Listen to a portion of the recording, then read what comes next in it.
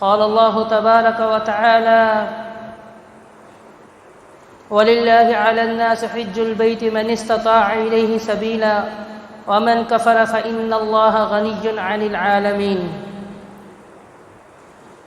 محترم سامعین کرام، حج کے بنیادی مسائل کے حوالے سے کچھ مسائل آپ کو بتائے گئے تھے، اور آج کے اس خطبہ جمعہ میں آپ کو حج کے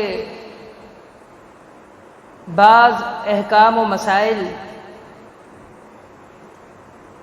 جو رہ گئے تھے وہ بتائے جائیں گے۔ ایک شخص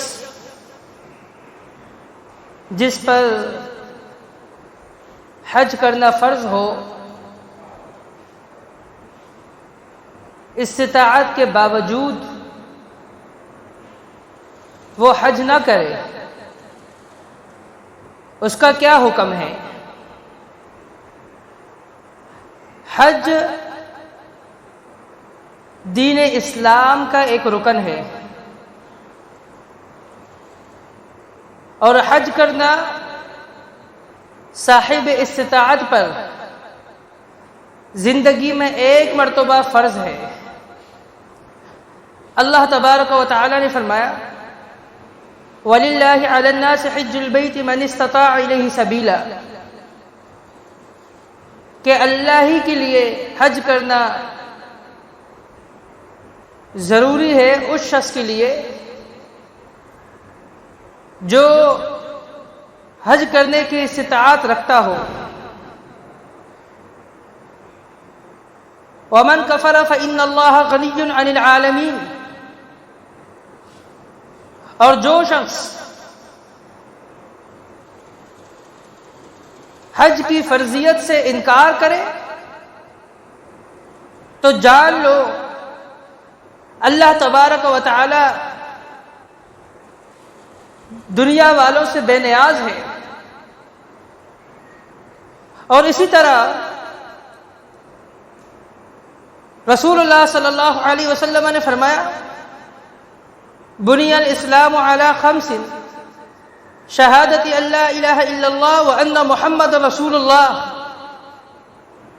اسلام کی بنیاد 5 چیزوں پر رکھی گئی ہے۔ اللہ تبارک و تعالی کی وحدانیت کا اقرار کرنا، اور محمد رسول اللہ صلی اللہ علیہ وسلم کے آخری رسول ہونے کی گواہی دینا، اس کا اقرار کرنا۔ نمبر 2 وَإِقَامِ الصَّلَاةِ، پھر اس کے بعد نماز قائم کرنا۔ نمبر 3 وَإِيتَاءِ الزَّکَاۃ، زکوٰۃ دینا۔ نمبر 4 وَصَوْمِ رمضان، رمضان کے روزے رکھنا۔ نمبر 5 وَحَجِّ الْبَيْتِ مَنِ اسْتَطَاعَ إِلَيْهِ سَبِيلًا، حج کرنا اس شخص کا جو حج کرنے کی استطاعت رکھتا ہو۔ اسی طرح حدیث جبریل جو صحیح مسلم کے اندر موجود ہے، حضرت عمر بن خطاب رضی اللہ تعالی عنہ سے، تو اس حدیث کے اندر رسول اللہ صلی اللہ علیہ وسلم نے جب اسلام کی تعریف کی تو آپ علیہ الصلوۃ والسلام نے اسلام کی تعریف یوں کی کہ اسلام وہ یہ ہے ان تشہد ان لا الہ الا اللہ وان محمد رسول اللہ، اللہ تبارک و تعالی کی وحدانیت کا اقرار کرنا، گواہی دینا، اور محمد مصطفیٰ صلی اللہ علیہ وسلم کے رسول ہونے کا اقرار کرنا۔ نمبر 2 وَتُقِيمَ الصَّلَاةَ، نماز قائم کرنا۔ نمبر 3 وَتُؤْتِيَ الزَّکَاۃ، زکوٰۃ دینا۔ نمبر 4 وَتَصُومَ رمضان، رمضان کے روزے رکھنا۔ اور نمبر 5 وَتَحُجَّ الْبَيْتَ إِنِ اسْتَطَعْتَ إِلَيْهِ سَبِيلًا، اور بیت اللہ کا حج کرنا اگر آپ اس کی استطاعت رکھتے ہو تو ان احادیث مبارکہ سے یہ بات بالکل واضح ہو جاتی ہے کہ حج صاحب استطاعت پر فرض ہے، اور ارکان اسلام جو 5 ہے ان میں سے 5واں رکن ہے حج کرنا اس شخص کا جو حج کرنے کی استطاعت رکھتا ہو۔ حضرت عمر بن خطاب رضی اللہ تعالی عنہ سے مصنف ابن ابی شیبہ کے اندر اور تفسیر ابن کثیر کے اندر موجود ہے ان کا فتویٰ اس شخص کے متعلق جو حج کرنے کی استطاعت رکھتا ہو پھر بھی نہ کرے۔ فرمایا کہ وہ شخص جو حج کرنے کی استطاعت رکھے اور اس کے باوجود حج نہ کرے، فرمایا سواء علیہ یہودیا مات او نصرانیا، کہ برابر ہے کہ وہ یہودی ہو کر مرے یا عیسائی ہو کے مرے، کہ اس کا مسلمان ہونا کوئی فائدہ مند نہیں، چاہے وہ یہودی ہو کر مر جائے چاہے وہ عیسائی ہو کے مر جائے، برابر ہے اس کے لیے، کوئی پرواہ نہیں اس شخص کے لیے۔ اور اسی طرح امام ابن قدامہ المقدسی اپنی مشہور کتاب المغنی کے اندر نقل کرتے ہیں قد اجتمعت الامت، کہ یقیناً امت کا اجماع ہے کہ وہ شخص جو حج کرنے کی استطاعت رکھتا ہو علی المستطیع، کہ جو حج کرنے کی استطاعت رکھتا ہو اس کو حج کرنا پڑے گا زندگی میں ایک مرتبہ۔ تو معلوم ہوا کہ استطاعت کے باوجود جو شخص حج نہ کرے تو وہ شخص گناہگار ہے، وہ شخص گناہگار ہے۔ اور جو شخص حج کرنے کی استطاعت رکھتا ہو اسے پہلی فرصت میں حج کرنا چاہیے کہ وہ یہ فریضہ ادا کرے، کہیں ایسا نہ ہو کہ اس کی موت واقع ہو جائے اور یہ فریضہ جو اس کے اوپر تھا وہ رہ جائے اور یہ ادھورا رہ جائے، اس کو کر نہ سکے۔ جو شخص بھی حج کرنے کی استطاعت رکھتا ہے تو وہ اس فریضے کو پہلی فرصت میں، موسم حج میں، حج کے ایام میں اس فریضے کو ادا کرے۔ اور حج کے آداب ہے، اللہ تبارک و تعالی نے حج کے آداب ہمیں بتائے۔ جو شخص عازمین حج میں سے ہو اسے چاہیے کہ وہ شعائر کو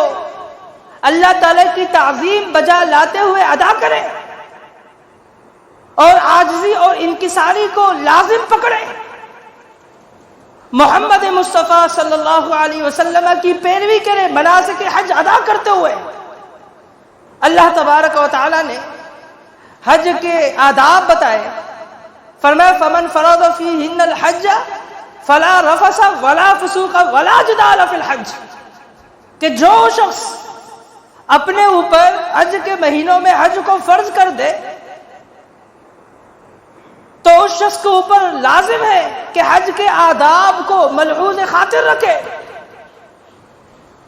فلا رفث، وہ بیہودہ باتیں نہ کرے، ولا فسوق، وہ فسق و فجور کی باتیں نہ کرے، ولا جدال، اور وہ جھگڑے نہ کرے۔ تو عازمین حج کو ان کو چاہیے کہ وہ بیہودہ باتوں سے اپنے آپ کو بچا کر رہے، بیہودہ باتوں سے اجتناب کریں اور فسق فجور کے باتوں سے اجتناب کریں، اور جنگ اور جدل، لڑائی پھڈے اور ذرا ذرا سی باتوں پر ایک دوسرے سے الجھنا، ان تمام امور سے، اور وہ امور جو حج کے منافی ہے، جو شریعت کے منافی ہے، ان تمام امور سے اجتناب کرے، اپنے آپ کو بچا کر رکھے۔ اور اب مسئلہ یہ کہ یہ بات تو معلوم ہے کہ ایک خاتون وہ اگر صاحب استطاعت ہو، حج کرنا اس پر فرض ہو لیکن پھر بھی وہ بغیر محرم کی حج نہیں کر سکتی۔ اب مسئلہ یہ ہے کہ ایک خاتون، اس کے ساتھ محرم کا بھی مسئلہ نہیں ہے، اس پر حج واجب ہے، اس پر حج فرض ہے، اور محرم کا بھی مسئلہ نہیں ہے اس کے ساتھ۔ اس خاتون کے ساتھ اس کا بھائی یا اس کا ماموں، اس کا چچا، اس کا بیٹا، اس کا بھانجا، اس کا بھتیجا، جتنے بھی محرم رشتے ہیں ان میں سے کوئی ایک اس کے ساتھ تیار ہے جانے کے لیے، محرم کا بھی مسئلہ نہیں ہے، اور وہ خاتون مالدار بھی ہے، لیکن اس کا شوہر اس کو اجازت نہیں دیتا کہ تم حج کرو۔ تو اس خاتون کے متعلق کیا حکم ہے کہ وہ خاتون جو مالدار ہے اس پر حج بھی واجب ہے، محرم کا بھی مسئلہ اس کے ساتھ نہیں ہے، لیکن اس کا شوہر اس کو اجازت نہیں دیتا، وہ اس کو منع کرتا ہے کہ تم حج نہ کرو، تو ایسے خاتون کے متعلق یہ حکم ہے کہ وہ اپنے شوہر کے روکنے کی وجہ سے نہیں رکے گی بلکہ وہ حج کرے گی، کیونکہ حج اس پر اسی طرح فرض ہے جس طرح نماز فرض ہے۔ اگر شوہر نماز پڑھنے سے منع کر دے لیکن وہ نہیں رک سکتی، اس کو نماز پڑھنی پڑے گی، اور اسی طرح وہ خاتون جس کے اوپر حج واجب ہے اور محرم کا بھی کوئی مسئلہ نہیں ہے اس کے ساتھ، کوئی بیماری بھی اس کو لائق نہیں ہے، اس کو مال کی بھی تنگی نہیں ہے، کوئی بیماری بھی اس کے ساتھ لائق نہیں ہوئی، محرم کا بھی مسئلہ اس کے ساتھ نہیں ہے، تو اگر اس کا شوہر اس کو منع کرتا ہے تو اس کے منع کے باوجود اسے حج کرنا چاہیے، اس کو رکنا نہیں چاہیے۔ اور اسی طرح وہ شخص جو تارک صلاۃ ہے، جو نماز کو چھوڑنے والا ہے، اگر ایسا شخص حج کرتا ہے تو ایسے شخص کے حج کا کیا حکم ہے؟ جو تارک صلاۃ ہے، نماز کا تارک ہے، نماز چھوڑنے والا، بے نمازی کا حج، اس کے متعلق علماء کرام اس کی دو شکلیں، اس کی دو صورتیں بیان کرتے ہیں۔ پہلی صورت یہ ہے کہ اگر وہ نماز کا منکر ہے، نماز کا انکاری ہے، تو وہ کافر ہے اور اس کا حج کرنا کوئی اس کے لیے فائدہ مند ثابت نہیں ہوگا۔ اور دوسرا وہ شخص جو نماز کا منکر تو نہیں لیکن وہ سستی اور کوتاہی کی وجہ سے نماز کو چھوڑتا ہے، تو اس پر علماء کی دو رائے۔ ایک رائے یہ ہے کہ اس کا حج ہو جائے گا کیونکہ یہ نماز کا منکر نہیں، لیکن یہ سستی اور کاہلی کی وجہ سے نمازوں کو چھوڑتا ہے، تو کچھ علماء کرام کہتے ہیں کہ اس کا حج صحیح ہوگا، حج اس کا ہوگا۔ اور کچھ علماء کرام وہ کہتے ہیں کہ جو شخص سستی اور کاہلی کرتا ہے نمازوں میں، اور سستی اور کاہلی کی وجہ سے نمازیں چھوڑتا ہے، تو اس شخص کا حج بھی نہیں ہوگا۔ شیخ ابن باز رحمۃ اللہ علیہ، مفتی اعظم گزرے سعودیہ کے، ان کا بھی یہی فتویٰ ہے۔ وہ کہتے ہیں کہ وہ شخص جو نماز میں سستی کرتا ہے، نماز سستی اور کاہلی کی وجہ سے چھوڑتا ہے، تو اس شخص کا حج بھی نہیں ہوگا، اگرچہ علماء کا اس میں اختلاف ہے۔ کچھ علماء کہتے ہیں ہو جائے گا، لیکن وہ کہتے ہیں صحیح اور راجح بات یہ ہے کہ ایسے شخص کا بھی حج نہیں ہوگا، اس کو حج کرنے سے کوئی فائدہ نہیں ہوگا۔ کہتے ہیں دلیل یہ ہے کہ رسول اللہ صلی اللہ علیہ وسلم نے فرمایا العہد الذی بیننا، فرمایا کہ جو عہد ہے ہمارے اور مشرکوں کے، کافروں کے بیچ، وہ کیا ہے؟ ترک الصلاۃ، نماز کا ترک کرنا۔ جو فرق ہے، جو امتیازیت ہے حدیث مبارکہ کے اندر مسلمان اور کافر کے بیچ، فرمایا کہ وہ جو ہے نماز ہے، اگر وہ نماز نہیں پڑھتا تو کوئی فائدہ نہیں۔ اور اسی طرح ایک اور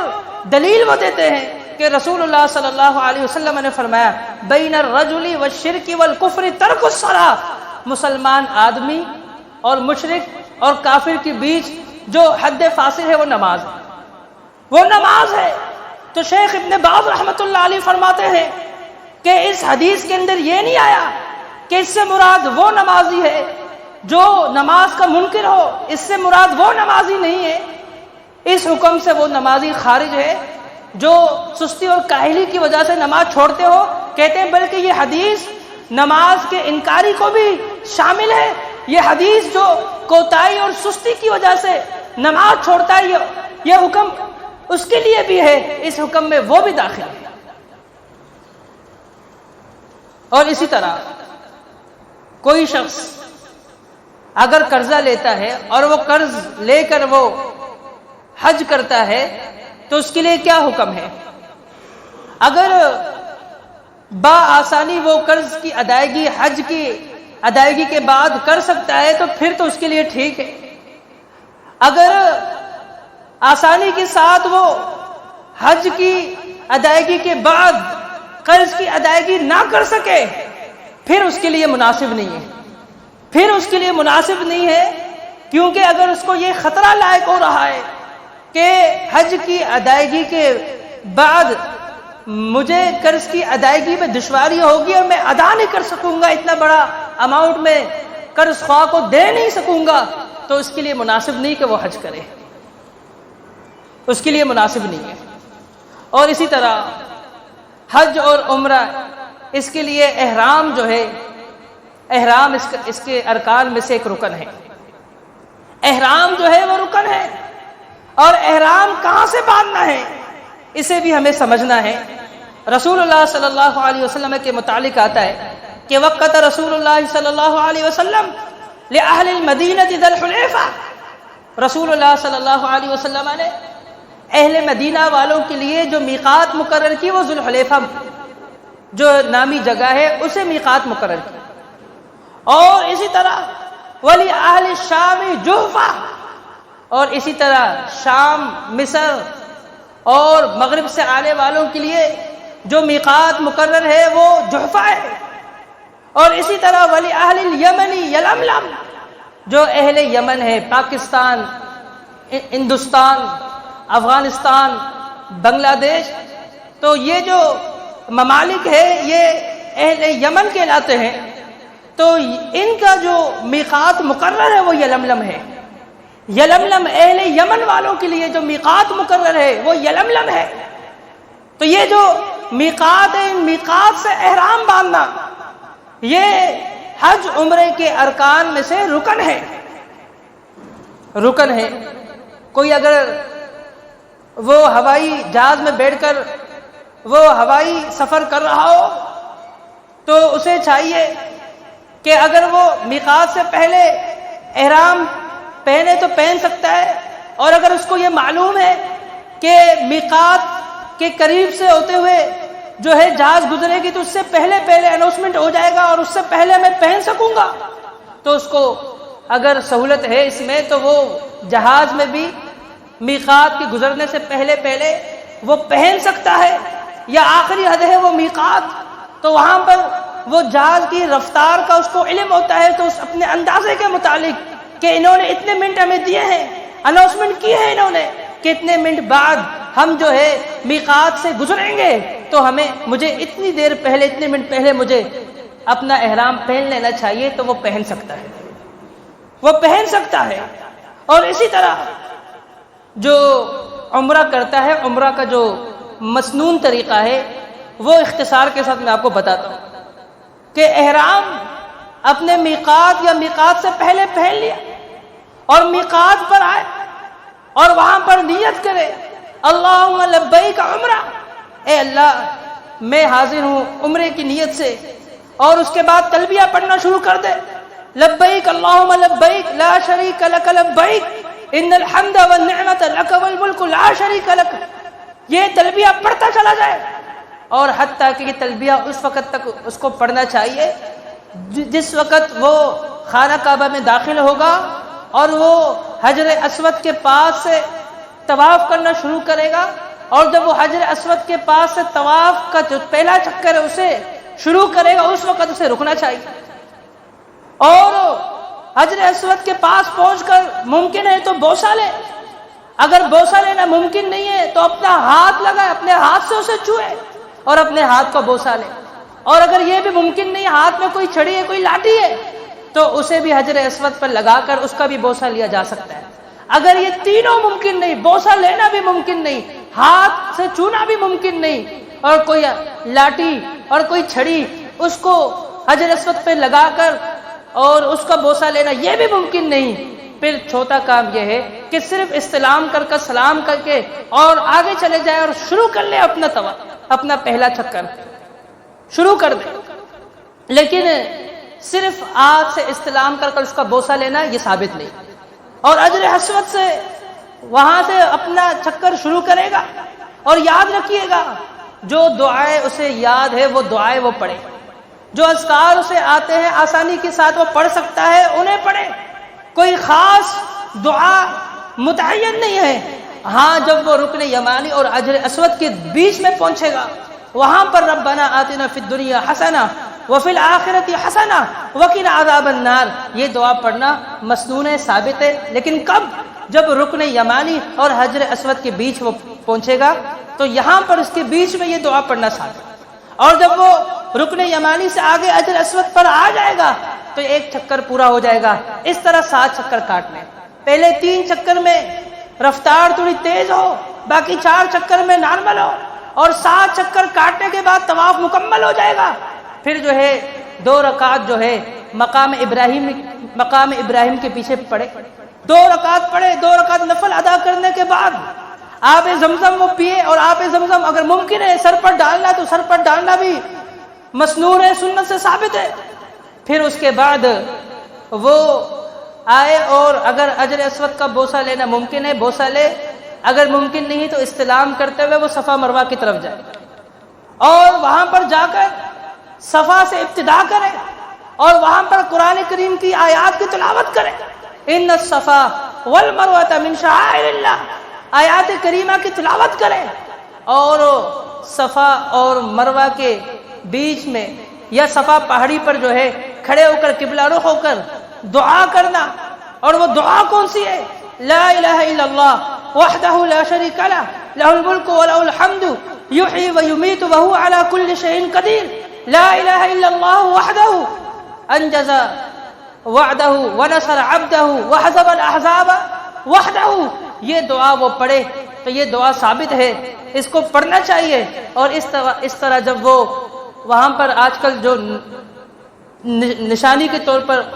گرین جو ہے انہوں نے بتیاں لگائی ہے، تو ان گرین بتیوں کے پاس سے تیزی سے گزرنا ہے، اور اس طرح پھر آپ پہنچیں گے مروہ پر